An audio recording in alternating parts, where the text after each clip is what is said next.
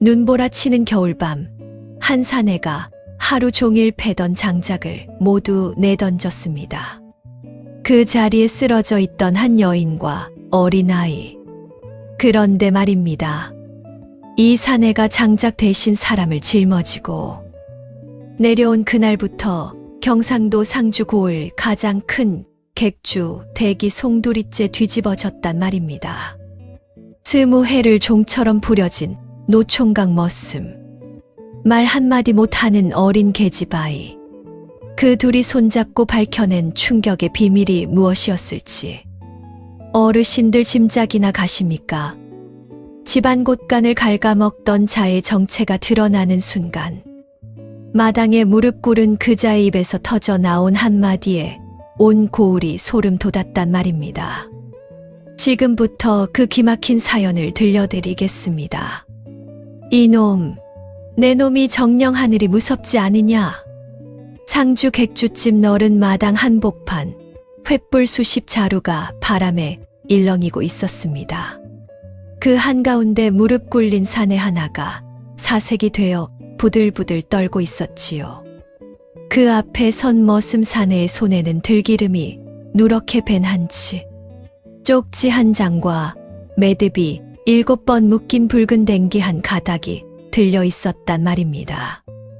동지달 서리발보다 차가운 침묵이 마당을 짓눌렀고 말 못하는 어린 계집아이 하나가 어미 치맛자락을 꼭 쥔 채 그 사내를 똑바로 노려보고 있었지요.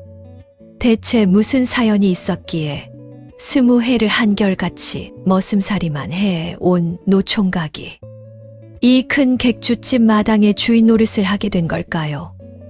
그리고 저 들기름, 벤 한지 쪽지 한 장에는 대체 어떤 비밀이 숨겨져 있었기에 한 고을의 살림을 쥐락펴락하던 자가 저토록 무릎을 꿇어야만 했던 걸까요? 어르신들, 안녕하십니까? 월하야담의 이야기꾼입니다. 오늘도 조선 팔도를 들썩이게 했던 기막힌 사연을 한 자락 풀어드리겠습니다. 오늘 이야기는 말입니다. 그저 머슴 하나가 벼락부자 된 이야기가 아닙니다. 한겨울 산속에서 죽어가던 모녀를 살려낸 그 한 번의 마음씀이 어떻게 한 고을의 묵은 죄악을 송두리째 뽑아냈는지 그 기막힌 인연의 사슬을 하나하나 풀어드릴 참이란 말입니다. 혹시 아직 구독과 좋아요를 눌러주지 않으신 어르신이 계시다면 지금 한 번만 눌러주십시오. 그 작은 손길이 어르신 댁내의 큰 복으로 이어지길 진심으로 축원하겠습니다. 자, 그러면 오늘의 이야기 지금 바로 시작합니다. 때는 영조 임금 치세 무렵이었습니다. 경상도 상주목 외남면이라 하면 어르신들도 한 번쯤은 들어보셨을 것입니다. 낙동강 물줄기를 따라 곡식이 풍성하게 나고 문경세제를 넘어온 보찜 장수들이 한양으로 올라가기 전 반드시 짐을 풀고 가는 길목이었지요. 그러니 객주커조라 하여 길손과 장사꾼들의 짐을 맡아두고 거래를 붙여주는 큰 집들이 그 고을에 여럿 있었더랬습니다. 그 중에서도 외남면 어귀에 자리 잡은 월천 객주는 상주 일대에서 가장 큰 살림을 자랑하는 곳이었지요. 행수의 성은 한씨요 함자는 중구라 하여 사람들은 그저 한 행수 어른이라 부르며 깍듯이 모셨단 말입니다. 한 행수 어른은 본디 가난한 등짐 장수로 시작하여 맨손으로 장사기를 트고 신용 하나로 객주를 일으킨 분이었습니다. 곳간이 셋이요, 마구간이 둘이요, 마당에 들고 나는 소달구지가 하루에도 10여 채에 달했지요. 곡식 가만이며 안동포 비단이며 영양에서 올라온 약재며 동해 바다에서 들어온 자반고등어와 미역 자루까지 그득그득 쌓여 있었더랬습니다. 이 한 행수 어른 댁에 20해 가까이 머슴살이를 해온 사내가 하나 있었습니다. 이름은 막동모 동이라 했고 나이는 어느덧 41였지요. 어려서 부모를 돌림병으로 한꺼번에 잃고 외삼촌 손에 끌려 이 객주 횡랑에 들어온 것이 13적이었으니 제 본디 성씨가 무엇이었는지조차 가물가물하다 했습니다. 키는 헌칠하고 어깨는 떡 벌어졌으나 말수가 적고 눈빛은 늘 가만하여 누가 험한 소리를 해도 그저 고개만 한번 숙일 뿐이었지요. 이 막동이라는 사내가 어떤 인사였는가 하면 말입니다. 어느 해 가을이었던가 객주 마당에 길 잃은 늙은 개 한 마리가 들어와 사흘을 굶고 누워 있었더랬습니다. 다른 머슴들은 발길로 차며 내쫓으려 했지만 막동이는 제 새벽 밥그릇을 반으로 덜어 그 개에게 주었지요. 한 사흘을 그렇게 먹이니 개가 기운을 차려 제 갈 길을 갔는데 그 개가 가던 길에 멈춰 서서 막동이 쪽을 한참이나 돌아보더라는 것입니다. 또 한 번은 장마철에 객주 담장 밑에 제비 둥지가 빗물에 떨어지자 막동이가 사다리를 짊어지고 올라가 제 손으로 새끼 5마리를 거두어 처마 안쪽에 옮겨 매달아 주었더랬지요.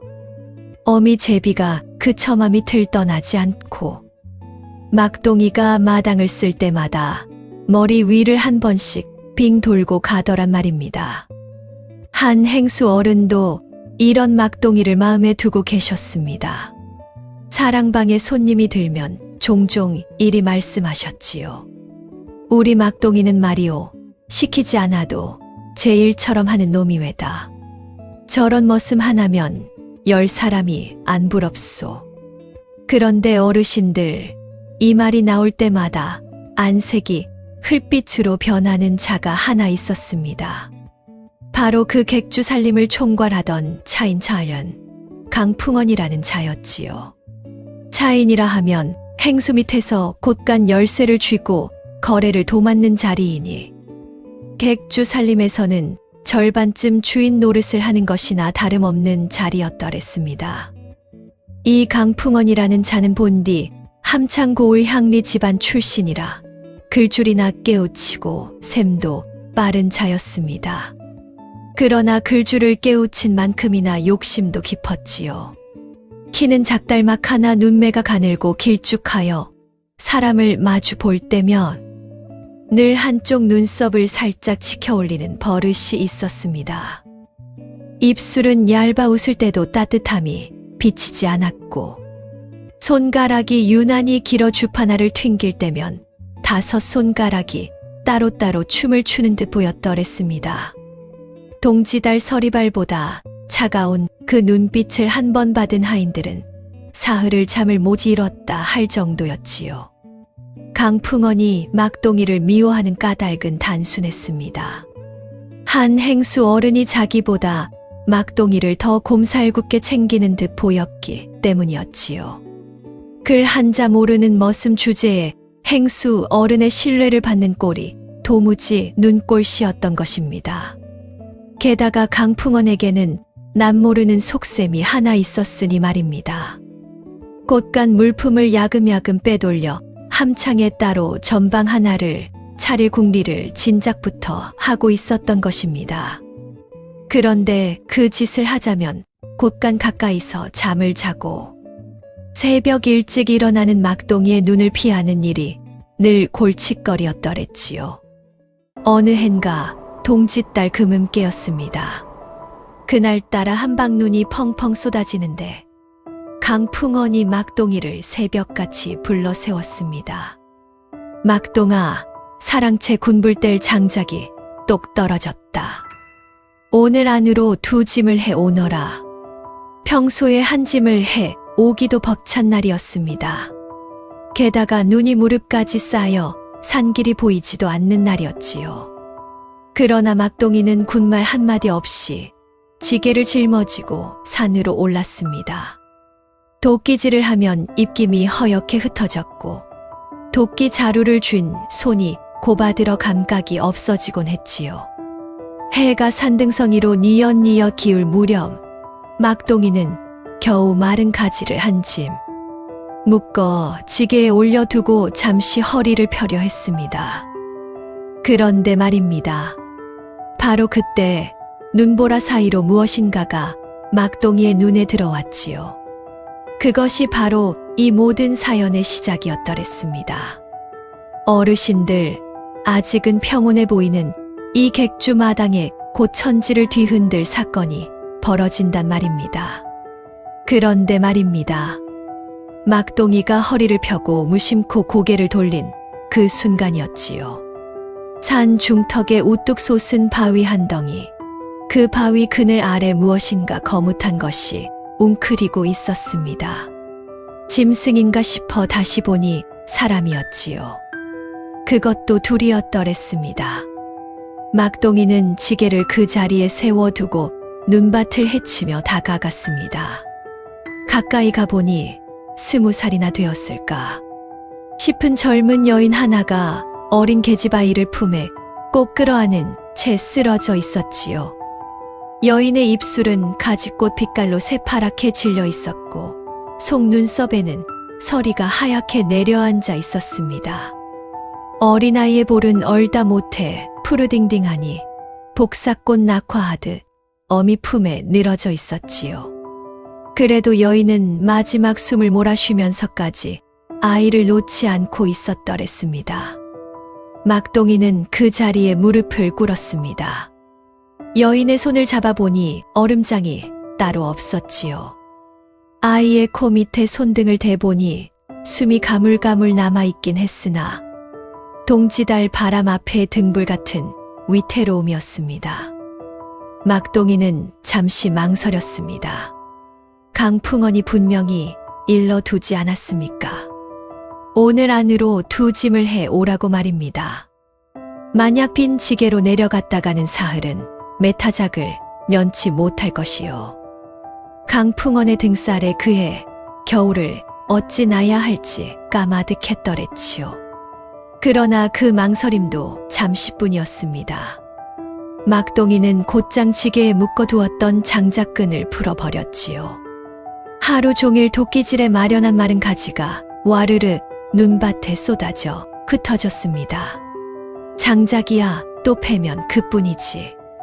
사람 목숨이 더 급하다. 막동이는 빈 지게 위에 어린아이를 먼저 조심스레 앉히고 끈으로 단단히 동여매었습니다.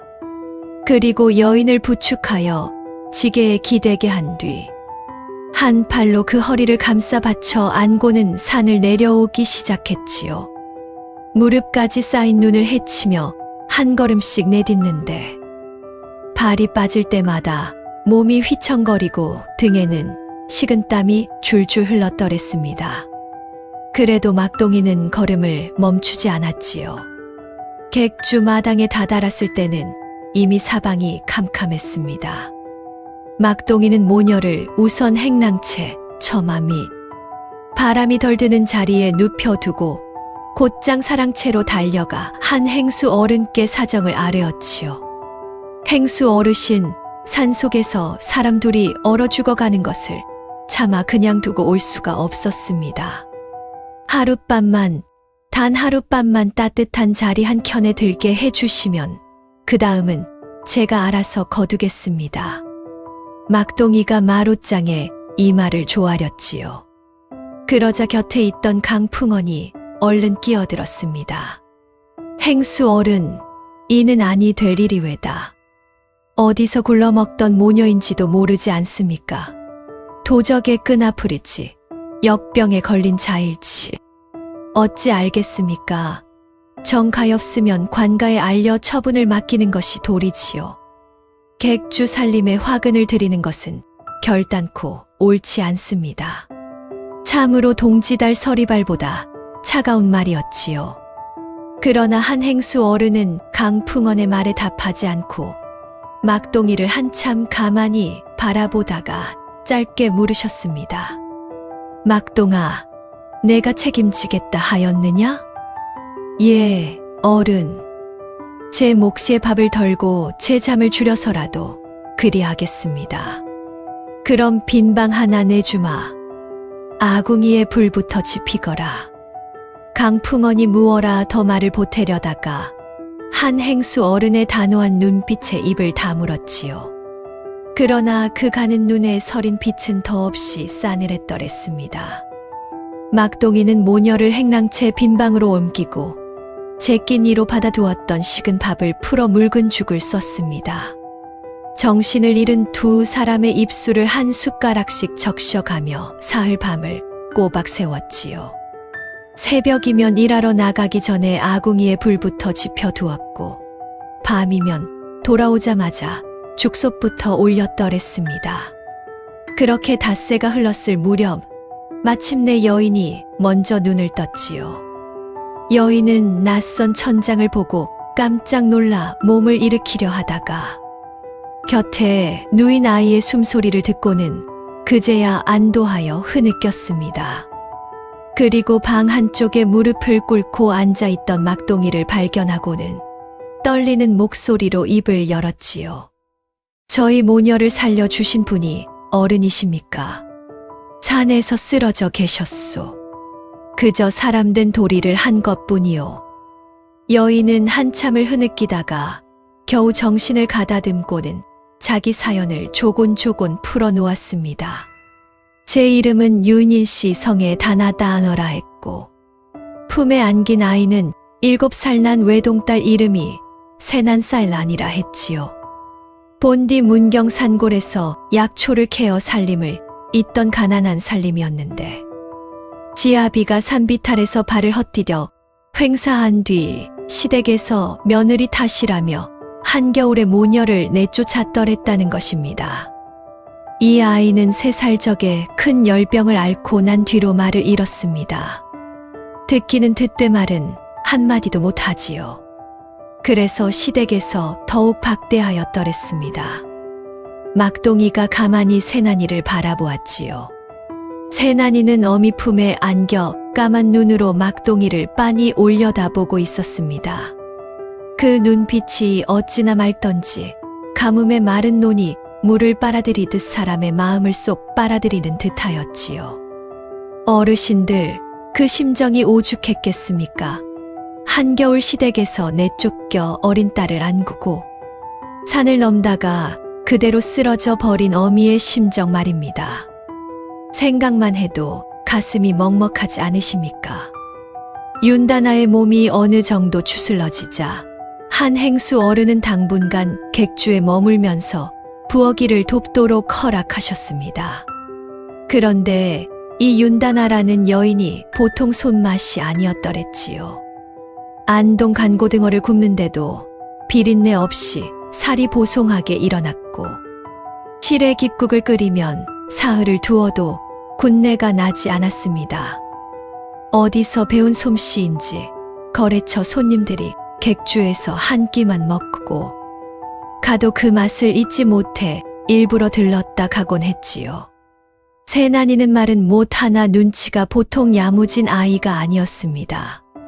어미가 부엌에서 일할 때면 마당 한 구석에 쪼그려 앉아 종일 사람들이 오가는 것을 가만히 지켜보았지요. 누가 어디로 가는지, 누가 누구와 무슨 손짓을 주고받는지 한 번 본 것은 좀채 잊지 않는 아이였단 말입니다. 그런데 강풍어는 이 모녀가 객주의 자리를 잡아가는 꼴이 도무지 맞득지 않았습니다. 게다가 막동이가 새벽이면 행랑채 아궁이에 불을 지피느라 잠자는 시각까지 평소와 달라지니 곳간 가까이서 이를 도모하기가 부쩍 까다로워졌더랬지요. 강풍어는 막동이를 어떻게든 골탕 먹여 객주에서 내쫓을 궁리를 시작했습니다. 며칠 뒤 강풍언이 막동이를 불러 세웠습니다. 막동아, 너 글피까지 빗산 너머 청계골에 가서 온나무 5그루만 베어 오너라. 옷이 한창 오를 철이라 만지기만 해도 살이 부르트지만 너 같은 우직한 놈이라야 해낼 일이지. 청계골 온나무라 하면 상주 일대에서도 옷이 가장 독하기로 유명한 곳이었습니다. 옷이 오르면 온몸이 진물로 뒤덮여 한 달은 자리 보전을 해야 했지요.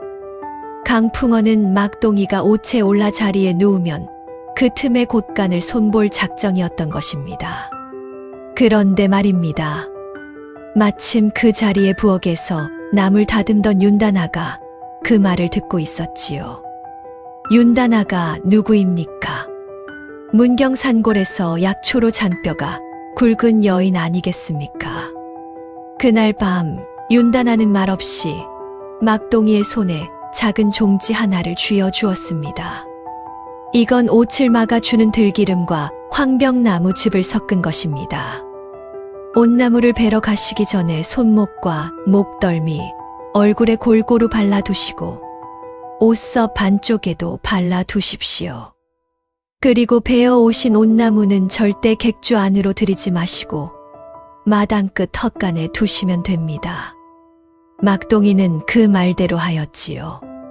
글피가 되어 청개골에서 온나무 5그루를 베어 멀쩡한 얼굴로 돌아왔습니다. 그런데 정작 옷이 오른 자가 따로 있었으니 말입니다. 강풍원이 막동이가 베어다 둔 온나무를 직접 살펴보겠다며 헛간에 들어가 손으로 만져본 것입니다. 본디 강풍원은 곳간 살림을 살피는 자라 손이 맨손이었지요. 다음 날 아침 강풍원의 얼굴이 두꺼비 등판처럼 시뻘겋게 부풀어 올랐습니다. 두 눈이 부어뜨이지를 않았고 손가락 마디마다 진물이 줄줄 흐르더랬지요. 아이고, 이게 어찌 된 일이냐. 옷이 어찌 내 손에. 객주 사람들이 다 모여들어 그 꼴을 구경하는데 막동이는 그저 고개를 숙이고 한마디만 했지요. 풍원 어른께서 친히 살피시려 들어가셨다 들었습니다. 미리 일러드리지 못한 제 잘못이 큽니다. 말이야 사줘야 하는 말이었으나 어르신들, 그 자리에 있던 하인들 입꼬리가 어찌 단속되었겠습니까? 강풍원은 사흘을 자리 보전하면서도 누구를 탓할 수도 없었지요. 제 욕심이 제 발등을 찍은 격이니 말입니다. 윤다나의 지혜와 막동이의 묵묵함이 합쳐져 강풍원의 첫 흉계를 보기 좋게 망신 준 것이었더랬습니다. 어르신들, 한겨울 옷이 오른 자리가 어떠했겠습니까? 등을 대면 살이 쩍쩍 갈라지는 듯한 가려움이 뼛속까지 파고들었단 말입니다. 그런데 말입니다. 이 처절한 사흘이 지나고 나서 강풍원이 품은 원한은 그 누구도 예상치 못한 것이었습니다. 자리에서 일어난 강풍원은 막동이를 더욱 노골적으로 부려 먹기 시작했습니다. 새벽같이 불러내어 곡식 가마니를 곳간에서 마당으로 옮기게 하고 다 옮기면 다시 곳간으로 들이게 했지요. 비가 쏟아지는 날에는 뒷담이 무너졌다며 흙탕물 속에 들여보내 돌을 나르게 했고 한낮에 밥상을 받을 새도 없이 우물가로 보내 물독을 채우게 했습니다. 어느 날인가는 곡식 자루 10가마를 한나절에 곳간에 들이라 시켰지요. 막동이가 묵묵히 자루를 짊어지는데 한 가마에 7마리 넘는 무게라 장정 둘이 들어도 비틀거릴 것이었습니다. 그것을 혼자 10번을 옮기고 나니 어깨살이 짓눌려 옷섭에 핏물이 배어 나왔지요. 그래도 막동이는 신음 한 번 내지 않았습니다. 윤다나는 우물가에서 빨래를 하다가 막동이의 옷섭에 배어 나온 핏자국을 보았지요. 가슴이 철렁 내려앉았습니다. 어찌나 마음이 아렸는지 빨래방망이를 쥔 손이 한참을 떨렸더랬습니다. 그날 밤 윤다나는 막동이의 등을 따뜻한 물수건으로 닦아주며 약초즙을 발라주었지요. 막동이는 그 손길에 어색해하면서도 40평생 처음 받아보는 따뜻한 보살핌에 눈시울이 붉어졌더랬습니다. 이보다 더 억울하고 외로운 처지가 또 어디 있었겠습니까? 참으로 하늘도 무심하시지 어르신들은 어떻게 생각하십니까? 세월이 흐르는 것이 참으로 빠르지 않습니까? 윤다나 모녀가 객주에 든 지 어느덧 2해가 지났더랬습니다. 그동안 막동이의 마음은 조금씩 변하고 있었지요. 처음에는 그저 가엾어서 거두었던 모녀였습니다.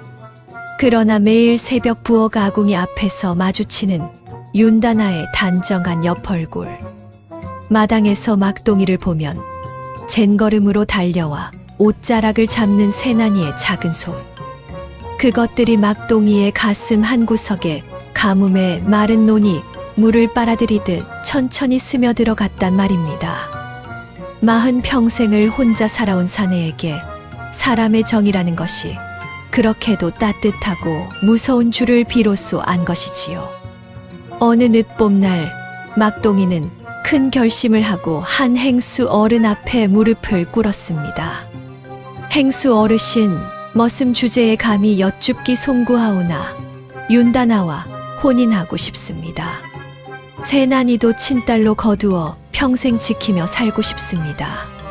한 행수 어른은 빙그레 웃으셨지요.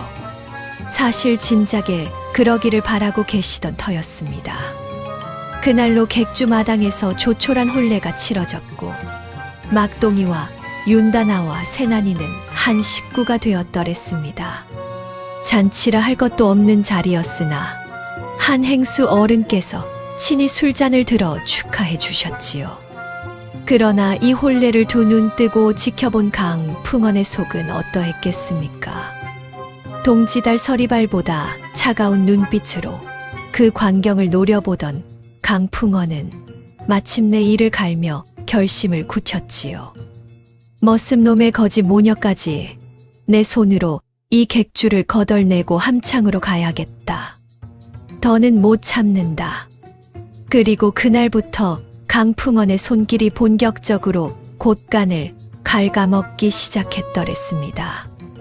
보름에 한 번씩 어둑한 밤이면 객주 뒷담 옆 좁다란 쪽문으로 한 사내가 드나들기 시작했지요. 광대뼈가 도드라지고 턱 밑에 짧은 수염을 기른 자였는데 사람들 눈을 피해 살금살금 들어와서는 강풍원과 곳간 뒤편에서 무엇인가를 주고받고 사라지곤 했습니다. 함창에서 온 그 사내가 누구인지 객주 사람 그 누구도 알지 못하였지요. 그런데 말입니다. 어느 늦여름 밤이었습니다. 새나니가 부엌 뒤편에 떨어뜨린 헝겊 인형을 찾으러 살금살금 나갔다가 곳간 뒤편 살구나무 아래에서 등잔불빛 하나를 보고 말았지요. 새나니는 살구나무 둥치 뒤에 몸을 숨기고 가만히 들여다보았습니다. 강풍원이 광대뼈 사내에게 작은 보퉁이 하나를 건네고 있었고 광대뼈 사내는 그 답으로 묵직한 엽전 꾸러미를 강풍원의 소매에 찔러 넣고 있었더랬지요. 그리고 광대뼈 사내가 가져온 빈 자루에 강풍원이 직접 안동포, 비단을 2필이나 챙겨 넣어주는 것까지 새나니는 똑똑히 보았습니다. 마른 못 하나 눈썰미는 보통 야무진 새나니가 아닙니까? 새나니는 그 자리에서 살구나무 둥치를 손가락으로 꾹 눌러 표를 해두고 그 사내의 얼굴 생김새를 또렷이 머리에 새겨두었지요. 그러고는 살금살금 부엌으로 돌아와 어미의 치맛자락을 흔들었더랬습니다. 윤다나는 새나니의 손짓 발짓을 단번에 알아들었습니다. 모녀가 본디 손짓으로 정을 통하던 사이가 아닙니까? 새나니가 손을 가슴 앞에 모아 보퉁이 모양을 만들고 다음에는 엽전 세는 신용을 하고 그 다음에는 비단 펴는 신용을 했지요. 그리고 마지막으로 두 손가락으로 광대뼈 자리를 콕콕 짚어 보였습니다. 윤다나의 얼굴이 천천히 굳어졌지요. 그러나 윤다나는 섣불리 입을 열지 않았습니다.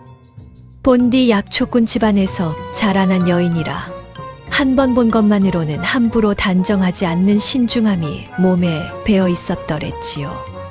새나나, 앞으로 그 사람이 또 오거든 어미한테 꼭 알려다오. 언제 오는지 무엇을 가져가는지 하나도 빠뜨리지 말고 말이다. 다만 절대로 들키지 마라. 들켰다가는 어미와 너와 아버지까지 어떻게 될지 모른다. 새나니는 까만 눈을 똑바로 뜨고 고개를 끄덕였지요. 그날부터 세난이의 눈은 객주 안에서 가장 또렷한 한 쌍의 눈이 되었더랬습니다. 윤다나도 가만히 있지는 않았습니다. 본디 그를 익힌 적이 없는 여인이었지만 셈을 적어둘 자기만의 방법을 찾아내었지요. 부엌일 하는 여인의 손이 닿는 물건이라야 의심받지 않을 것 아닙니까? 윤다나는 부엌 들보에 묶어둔 마늘 타래에 주목했습니다. 윤다나는 갈무리에 둔 들기름 종지에 한지 쪽지를 적셨지요. 글은 못 쓰니 대신 점을 찍었습니다. 보퉁이가 한 번 나가면 한지 한 장에 점 하나, 비단이 나가면 점 옆에 사선 하나, 곡식이 나가면 점 옆에 동그라미 하나. 그렇게 표를 한 한지 쪽지를 마늘 타래 속에 한 장씩 끼워 두었지요. 들기름이 묻은 한지는 누렇게 절어 마늘 껍질과 빛깔이 비슷했고 마늘 냄새에 묻혀 누가 펼쳐본다 한들 그저 부엌 잡종이로 여길 따름이었습니다. 그리고 또 하나, 윤다나는 세난이의 댕기 머리를 묶을 때마다 그날 사내가 다녀간 횟수만큼 매듭을 한 번씩 더 묶었지요. 한 번 다녀간 날은 매듭 하나, 두 번 다녀간 날은 매듭 둘. 그 댕기는 세난이가 잠잘 때도 풀지 않고 머리맡에 곱게 개어 두었더랬습니다. 누가 보아도 어미가 딸아이 머리를 정성스레 매만져 준 것으로만 보이지요. 날이 지나 한 달, 두 달, 어느덧 반년이 흐르자 마늘 타래 속에 한지 쪽지가 20장이 넘어가고 세난이의 댕기 매듭은 손가락으로 셀 수 없을 만큼 늘어났지요. 그동안 빠져나간 곡식과 비단과 약재가 결코 적은 양이 아니었던 것입니다. 그러던 어느 가을날이었습니다. 한 행수 어른께서 큰일을 두고 길을 떠나시게 되었지요. 안동의 한 양반댁에서 큰 혼사가 있어 비단과 약재를 한꺼번에 대량으로 납품하기로 한 것입니다. 한 행수 어른께서 친히 닷새 길을 다녀오셔야 하는 길이었더랬습니다. 강풍언, 내 자리를 비우는 동안 객주 살림을 잘 부탁하네. 여부가 있겠습니까? 행수 어른. 빈틈없이 살피겠습니다. 강풍언이 허리를 깊이 숙이는데 그 입가에 스친 옅은 웃음을 본 사람은 오직 한 사람, 마당 끝에 쪼그려 앉아있던 세난이뿐이었지요. 한 행수 어른께서 길을 나선 그날 저녁부터 강풍언의 움직임이 달라졌습니다.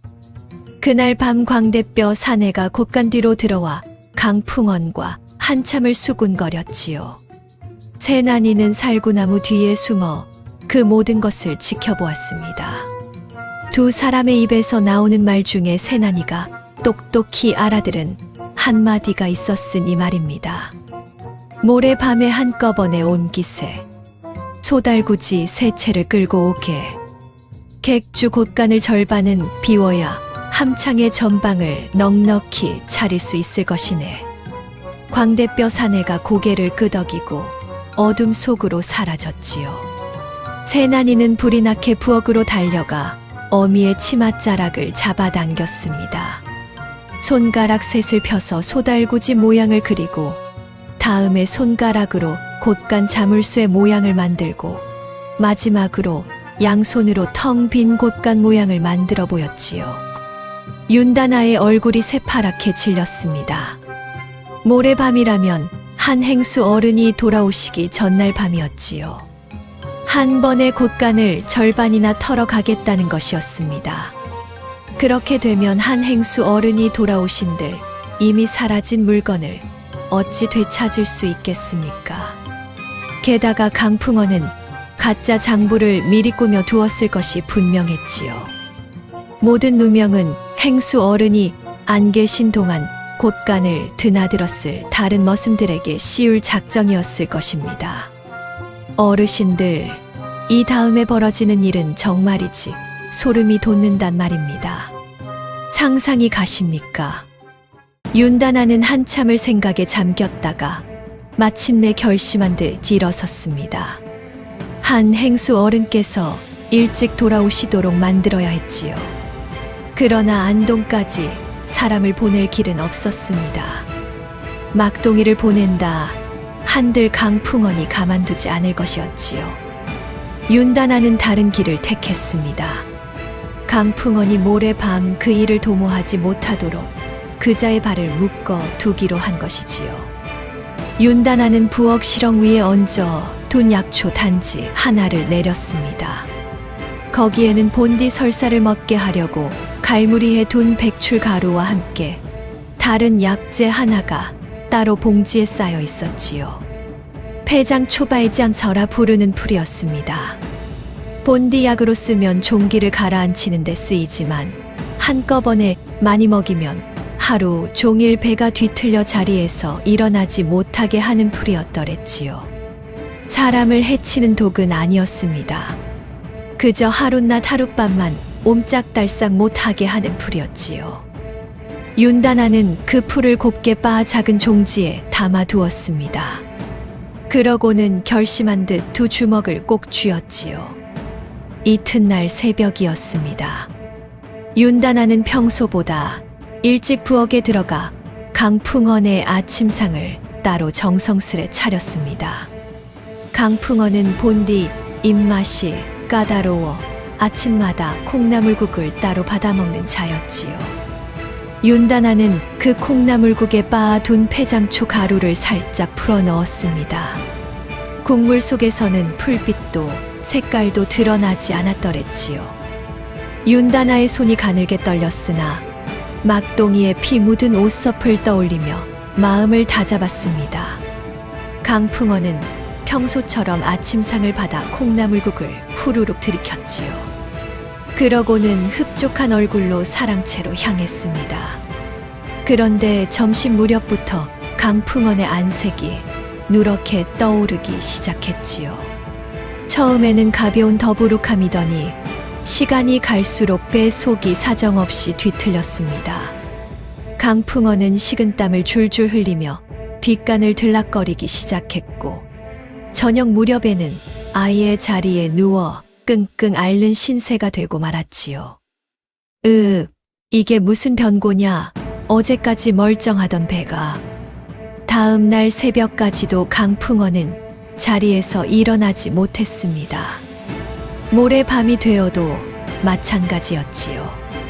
광대뼈 사내가 약속대로 소달구지 세 채를 끌고 객주 뒷담 밖에 와서 한참을 기다렸으나 강풍원이 끝내 나타나지 않자 결국 빈 달구지를 끌고 발길을 돌릴 수밖에 없었더랬습니다. 그리고 바로 그날 저녁 안동길에서 한 행수 어른께서 돌아오셨지요. 거래가 뜻밖의 일찍 마무리되어 하루 앞당겨 길을 잡으셨던 것입니다. 한 행수 어른의 소달구지가 객주 정문에 들어서는 그 순간 부엌에서 밥을 짓던 윤단아는 가만히 두 손을 모아 한숨을 내쉬었습니다. 윤단아는 그 길로 마늘 타래에서 들기름 묻은 한지, 쪽지 24장을 모두 꺼냈지요. 그리고 세난이의 머리에 묶여있던 댕기를 풀어 그 매듭을 하나하나 손가락으로 짚어가며 헤아렸습니다. 매듭은 정확히 47개였지요. 윤단아는 한지 쪽지와 댕기를 정성스레 보퉁이에 싸들고 세난이의 손을 잡고 한 행수 어른의 사랑채로 향했습니다. 그런데 말입니다. 사랑채 마루로 올라서기 직전 윤단아는 막동이를 잠시 한쪽으로 불러 세웠지요. 그러고는 여태 한 번도 입에 올린 적 없던 한마디를 막동이에게 들려주었습니다. 여보, 사실 저는 본디 머슴의 처가 될 신분이 아니었습니다. 제 친정은 본디 충청도 회덕에 있던 윤씨 양반가였는데 사화에 연루되어 10년 전 가문이 풍비박산이 났지요. 부모와 오라비는 모두 형장의 이슬로 사라지고 저 혼자 유모의 손에 이끌려 문경산골로 숨어들었더랬습니다. 그곳에서 저를 거두어 준 약초꾼이 제 죽은 지압이었지요. 세난이의 핏줄에는 본디 양반의 피가 흐르고 있습니다. 막동이의 두 눈이 휘둥그레졌지요. 그러나 윤다나는 차분한 얼굴로 말을 이었습니다. 오늘 이 일이 끝나면 제 친정 이야기는 다시 묻어두려 합니다. 양반의 피를 가졌다 한들 저는 막동이 당신의 아내이고 세난이는 당신의 딸일 뿐입니다. 다만 오늘 한행수 어른 앞에서 한치의 흔들림 없이 말씀드리려면 당신께만은 미리 사실을 일러두어야 할 것 같았습니다. 막동이는 아무 말도 못하고 그저 윤다나의 손을 꼭 잡았지요. 그 손이 가늘게 떨리고 있었습니다. 윤다나가 세난이의 손을 잡고 사랑채 마루 앞에 무릎을 꿇었습니다. 한행수 어른께서는 길에서 막 돌아와 옷도 갈아입지 못하신 채였지요. 행수 어르신 머슴에 처든 몸으로 감히 어른의 침소를 어지럽혀 송구합니다. 그러나 이 일은 오늘 밤 안에 아르지 않으면 객주 살림이 송두리째 거덜나게 생긴 일이라 부득이 이 자리를 청하였습니다. 한행수 어른께서 의아한 눈으로 윤다나를 보셨지요. 막동이 처가 무슨 일이냐? 어디 들어보자. 강풍원이 함창에서 오는 관대뼈 산에 왔자고 객주 곳간을 야금야금 빼돌려 온 지 어느덧 반년이 넘었습니다. 어젯밤이야말로 곳간을 절반이나 비워가려던 밤이었으나 천우신조하여 이리 막을 수 있었사옵니다. 한행수 어른의 얼굴빛이 한순간에 변하셨지요. 그게 무슨 소리냐? 증거가 있느냐? 윤다나는 보퉁이를 풀어 마룻장 위에 펼쳤습니다. 들기름이 누렇게 밴 한지 쪽지 24장이 좌르르 깔렸고 그 옆에 세난이의 붉은 댕기 한 가닥이 놓였지요. 윤다나는 한지 쪽지를 한 장씩 짚어가며 강풍원이 관대뼈 사내에게 무엇을 얼마나 넘겼는지를 차근차근 고하였습니다. 보퉁이는 점 하나, 비단은 점 옆에 사선 하나, 곡식은 점 옆에 동그라미 하나. 세난이의 댕기 매듭 47개는 그 사내가 지금까지 객주를 다녀간 횟수였지요. 한행수 어른께서는 한지 쪽지를 친히 한 장 한 장 들어 살피시더니 마침내 두 눈을 질끈 감으셨습니다. 내가 사람을 잘못 보았구나. 한행수 어른께서는 곧장 마름과 행랑아범들을 불러 모으셨습니다. 횃불 수십 자루가 마당에 밝혀지고 곳간 자물쇠가 한꺼번에 열렸지요. 장부와 실제 물품을 일일이 대조하니 곡식 가마니가 42가마, 안동포, 비단이 17필, 영양약재가 6자루나 비어 있었습니다. 한행수 어른께서는 다시 명을 내리셨지요. 강풍원의 거처를 뒤져라. 마룻장 밑이며 들보 위까지 한 군데도 빠뜨리지 말고 살펴라. 행랑아범들이 강풍원의 거처로 몰려갔지요. 강풍원은 아직 배앓이가 가시지 않아 이불을 둘러쓴 채 누워 있었으나 행랑아범들의 기세에 감히 막아설 수가 없었습니다. 마룻장을 떼어 내자 보자기 하나가 굴러 나왔지요. 보자기를 풀어보니 그 안에서 엽전 꾸러미가 우수수 쏟아졌고 그 옆에는 강풍원이 직접 적은 비밀 장부 한 권이 들어있었더랬습니다. 어느 날 무엇을 얼마나 함창으로 내보냈는지가 날짜별로 빼곡히 적혀 있었지요. 한행수 어른께서 그 비밀 장부를 펼치시고 윤다나가 가져온 들기름, 한지, 쪽지를 나란히 놓으셨습니다. 점 24개와 사선 17개와 동그라미 42개가 강풍원의 글씨로 적힌 날짜와 수량과 한치도 어긋남 없이 들어맞았지요. 한행수 어른의 손이 가늘게 떨리셨습니다. 끌어내라. 마당 한복판에 무릎 꿇려라. 마침내 강풍원이 행랑아범들의 손에 이끌려 마당 한복판으로 끌려 나왔지요. 횃불이 사방에서 일렁이는 가운데 객주의 모든 식솔이 마당 둘레에 빙 둘러섰습니다. 막동이도 그 자리에 있었고 부엌일 하던 여종들도 거래로 묵어가던 보찜 장수들까지도 무슨 일인가 싶어 모여들었더랬지요. 강풍원은 사색이 된 얼굴로 마당에 무릎을 꿇었습니다. 처음에는 발악부터 했지요. 이게 무슨 짓이외까? 행수 어른, 이는 모함이외다. 머슴 놈의 첫 따위가 무엇을 안다고 감히. 그러자 한 행수 어른께서 강풍원의 비밀 장부를 마당에 휙 던지셨지요. 강풍원의 코앞에 떨어진 장부에는 분명 자기 글씨가 적혀 있었습니다. 강풍원의 입이 그 자리에서 굳어졌지요.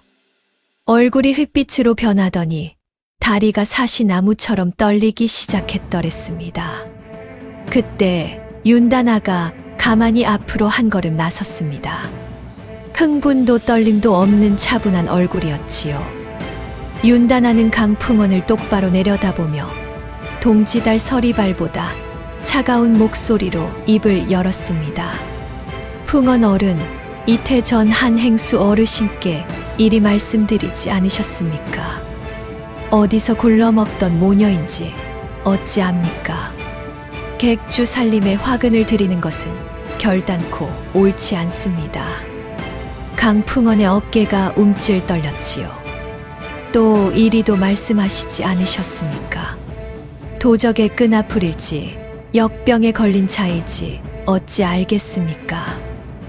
윤다나의 목소리가 한자 한자 또렷하게 마당에 울렸습니다. 어르신들, 이것이 바로 미러링이라는 것이 아니겠습니까? 강풍원이 이태 전 윤다나 모녀를 내치라며 한 행수 어른 앞에서 뱉었던 그 매정한 말들이 한자도 빠짐없이 그자의 귀로 되돌아간 것이었지요. 오늘 보니 도적의 끈아풀이 누구였고 객주 살림에 화근을 들인 자가 누구였는지 천하에 분명해졌습니다. 풍원 어른, 그 입으로 직접 답해 주시지요. 강풍원은 한마디도 답하지 못하고 그 자리에 무릎을 꿇은 채 고개를 떨구었습니다. 마당에 둘러선 식솔들 사이에서 나직한 한숨과 혀 차는 소리가 흘러나왔지요. 그때였습니다. 마당 한 구석에 서 있던 새나니가 어미의 치맛자락을 가만히 잡아당기더니 손가락으로 객주 뒷담 쪽을 가리켰지요. 윤다나가 그 손짓을 받아 한 행수 어른께 아뢰었습니다. 행수 어르신, 광대뼈 사내가 아직 멀리 가지 못하였을 것입니다. 어제 빈 달구지 세 채를 끌고 돌아갔으니 함창으로 향했다면 새벽까지는 낙동나루를 넘지 못합니다. 한 행수 어른께서 즉시 행랑아범 넷을 낙동나루로 보내셨지요. 과연 새벽 무렵 행랑아범들이 광대뼈 사내를 묶어 끌고 돌아왔습니다. 사내의 보찜 속에서 강풍원이 그동안 빼돌린 안동포 비단이 2필이나 더 나왔고 함창에 차려 둔 전방의 위치를 적은 종이 쪽지까지 함께 나왔지요. 날이 밝자 한 행수 어른께서는 강풍원과 광대뼈 사내를 결박하여 상주 관하로 끌고 가셨습니다. 사또가 친히 신문하니 강풍원은 더 이상 발뺌하지 못하고 죄를 모두 자복하였지요. 사또께서 판결을 내리시기를 강풍원이 빼돌린 재물은 모두 한 행수 어른께 되돌려 드리되 강풍원은 곤장 40대를 친 뒤 함경도 갑산으로 유배 보내고 광대뼈 사내는 곤장 30대를 친 뒤 평생 객주 출입을 금하라 하셨더랬습니다. 강풍원이 함창에 따로 차려둔 전방까지 모두 정몰되어 한 행수 어른께 귀속되었지요. 곤장을 맞고 옥에 갇혀 갑산으로 끌려가는 강풍원의 모습을 본 사람들은 하나같이 이리 말했습니다. 하늘이 무심치 않구나. 머슴 놈을 모질게 부려먹고 죄 없는 모녀를 쫓아내려던 자가 마침내 제 죄로 무너지는구나. 어르신들, 이 장면을 상상해 보십시오. 그 오랜 세월 동안 삼킨 눈물과 피 맺힌 한이 한꺼번에 터져 나오는 순간이란 말입니다. 참으로 천지신명도 울고 갈 노릇이지요. 그런데 말입니다. 일이 여기서 끝난 것이 아니었지요. 한 행수 어른께서는 강풍원을 관아에 넘기시고 객주로 돌아오신 그날 밤 윤다나를 따로 사랑채로 부르셨습니다. 어른의 안색이 사무지 이상하셨지요. 막동이 내 한 가지 묻겠다. 너의 친정이 본디 어디였느냐? 윤다나는 잠시 망설이다가 결국 사실을 아뢰었지요. 충청도 회덕 윤씨 양반가의 따님이며 10년 전 사화로 가문이 풍비박산이 마 문경산골로 숨어들었다는 사연을 차분히 풀어놓았습니다. 한 행수 어른의 두 눈이 휘둥그레지셨지요. 회덕 윤씨라 윤진사댁 작은 아씨였더란 말이냐? 그러하옵니다. 한 행수 어른께서 한참을 말없이 앉아 계시더니 천천히 입을 여셨습니다. 내가 등짐장수로 떠돌던 시절 회덕에서 한겨울에 길에 쓰러져 죽을 뻔한 적이 있었더랬다. 그때 윤진사 어른께서 친히 거두어 행랑채의 사흘을 재워주시고 노자까지 쥐어 보내주셨지. 그 은혜로 내가 살아남아 오늘의 객주를 읽은 것이었다. 내 평생 그 어른의 은혜를 갚을 길을 찾다가 사화 소식을 듣고는 허망하여 한 해를 술로 보냈더랬지. 그런데 그 어른의 따님이 내 객주에 오셨더란 말이냐. 한 행수 어른의 두 눈에 눈물이 그렁그렁 맺히셨습니다. 그러고는 자리에서 일어나시더니 윤다나 앞에 깊이 허리를 숙이셨지요. 윤다나가 깜짝 놀라같이 엎드리려 하자 한 행수 어른께서 손을 들어 만류하셨습니다. 아니다. 내가 마땅히 갚아야 할 은혜를 도리어 너희 모녀가 내 객주를 살리는 것으로 갚아주었구나. 이 일은 내 평생 잊지 않으마. 이것이 바로 어르신들 두 번째 반전이었지요. 막동이가 그 겨울 산에서 장작을 버리고 거두어 온 모녀가 알고 보니 한 행수 어른의 평생 은인의 핏줄이었던 것입니다. 인연이라는 것이 이리도 기막히게 얽혀 있을 줄 그 누가 알았겠습니까? 한 행수 어른께서는 그 자리에서 큰 결심을 하셨지요. 다음 날 아침 객주 식소를 모두 마당에 모아두고 막동이를 부르셨습니다. 막동아, 내가 이 객주에 든 지 몇 해이냐? 20해가 넘었사옵니다, 어르신. 20해라. 내가 한겨울 산에서 장작을 버리고 사람을 거둔 그 마음씀이 결국 이 객주를 살렸다. 또한 내 처와 그 딸이 사람의 도리로 묵은 죄악을 밝혔다. 내 더 이상 너를 머슴으로 둘 수가 없구나. 오늘부로 너에게 면천천면지엔티를 내리겠다. 막동이는 그 자리에서 다리에 힘이 풀려 무릎을 꿇었습니다. 면천이라 하지 않습니까? 머슴 신분에서 풀려나 양민이 된다는 뜻이었지요. 그뿐이 아니다. 강풍원이 함창에 차려둔 전방이 관아에서 정몰되어 내게로 돌아왔으니 그 전방을 너에게 내리겠다. 또한 외남면 남쪽에 밭 5마지기와 기와집 한 채를 마련해 주마. 강풍원이 객주에서 빼돌린 재물의 절반을 내 새 살림에 보태도록 하겠다. 그것은 내 처와 새나니가 마땅히 받아야 할 보답이니라. 막동이의 두 눈에서 굵은 눈물이 뚝뚝 떨어졌지요. 40이 넘도록 제 집 한 칸 가져본 적 없는 사내였습니다. 새벽부터 밤까지 남의 집 일만 하던 사내가 이제 제 전방을 갖고 제 밭을 갖고 제 기와집을 갖게 되었으니 말입니다. 막동이는 이 말을 마루장에 대고 한참을 일어나지 못했습니다. 새나니가 쪼르르 달려와 막동이의 손을 꼭 잡았지요. 윤다나도 뒤따라와 막동이의 다른 손을 잡았습니다. 마당에 둘러선 식솔들 모두가 눈시울을 붉혔더랬지요. 봄이 오자 막동이와 윤다나와 새나니는 외남면 남쪽새 기와집으로 거처를 옮겼습니다. 마당에는 살구나무 한 그루가 서 있었고 뒤뜰에는 우물이 있었으며 방이 셋이요 부엌이 둘이나 되는 넓은 살림집이었지요. 막동이는 한행수 어른께 받은 함창 전방을 정성으로 꾸려갔습니다. 본디 욕심이 없는 사람이라 거래에서도 한 푼을 더 남기려 하기보다는 신용을 먼저 쌓았지요. 그러니 함창 일대 보찜 장수들이 너도 나도 막동이의 전방을 찾았고 한 해가 지나기 전에 전방 살림이 2배로 불어났더랬습니다. 윤단하는 부엌 안주인이 되었습니다. 본디 손맛이 야무진 여인이라 바쁜 농번기에는 머슴들 새참까지 직접 챙겨들러 내보냈지요.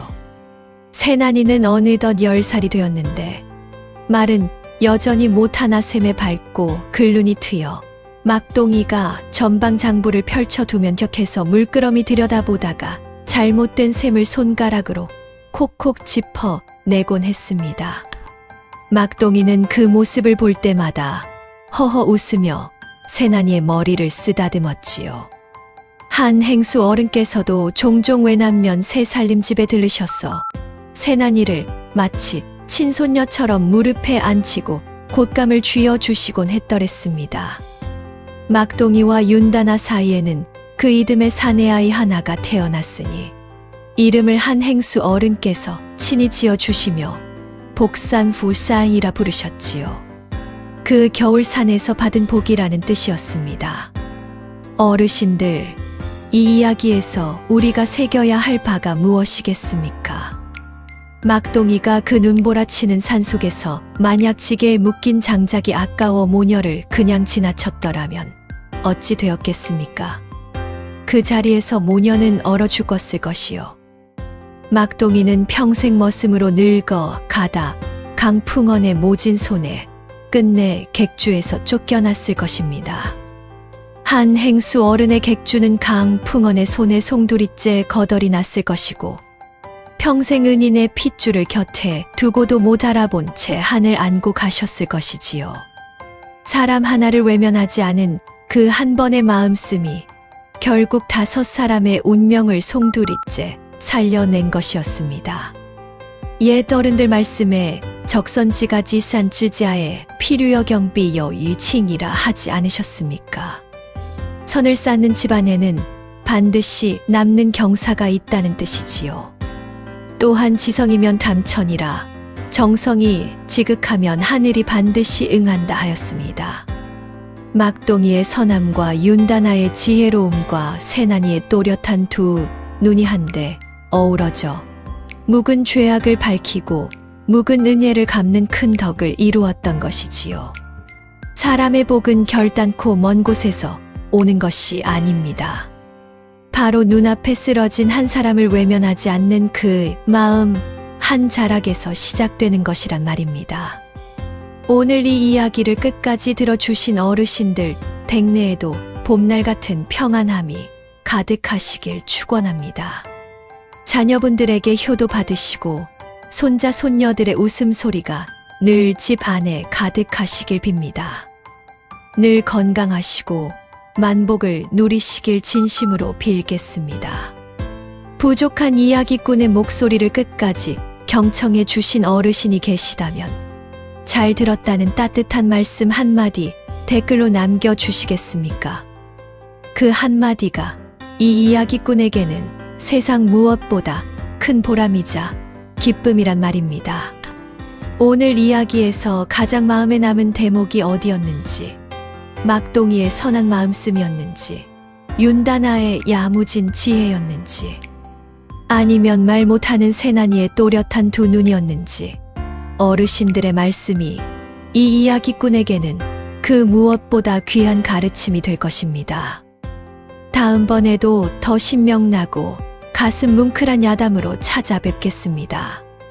지금까지 귀한 시간 함께 해주셔서 진심으로 감사드립니다. 모두들 건강하시고 만복을 누리시길 빕니다. 이야기꾼은 이만 물러가겠습니다.